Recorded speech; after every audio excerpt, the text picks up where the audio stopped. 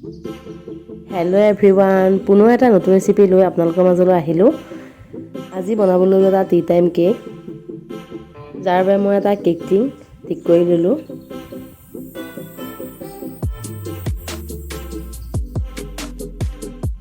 এটা শুকান বইল ল'লোঁ, তাত ল'লোঁ 3টা কণী। কণী 3টা এনেকৈ ভাঙি লৈ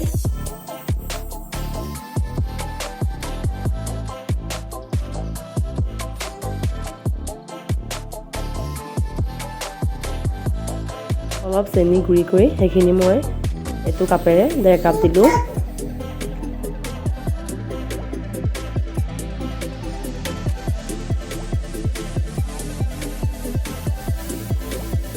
আজি জোখটো চাহৰ কাপেৰে দিলোঁ।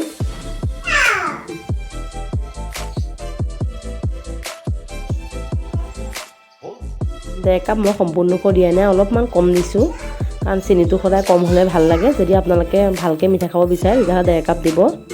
একেটা কাপেৰে মই ৰিফাইনো দিলোঁ 1.5 কাপ। এতিয়া মই ভালকৈ ফেটি লৈ ময়দাখিনি লাহে লাহে মিক্স কৰিম।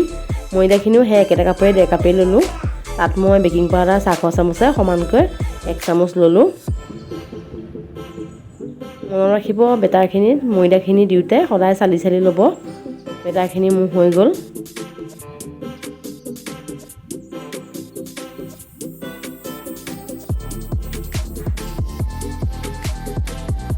এতিয়া মই অলপ ড্ৰাই ফ্ৰুইট এড কৰিম। আজি কেকটো মই অভেনতে বনালোঁ।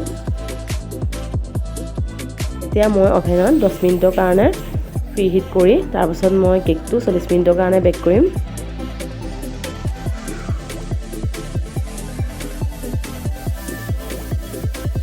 চাওক, 40 মিনিটৰ পিছত মই কেকটো উলিয়াই আনিলোঁ, অলপ ঠাণ্ডা হ'ব দিলোঁ। এতিয়া মই কেকটো ডিমোল কৰি দেখুৱাম টেক্সচাৰটো কেনেকুৱা হৈছে।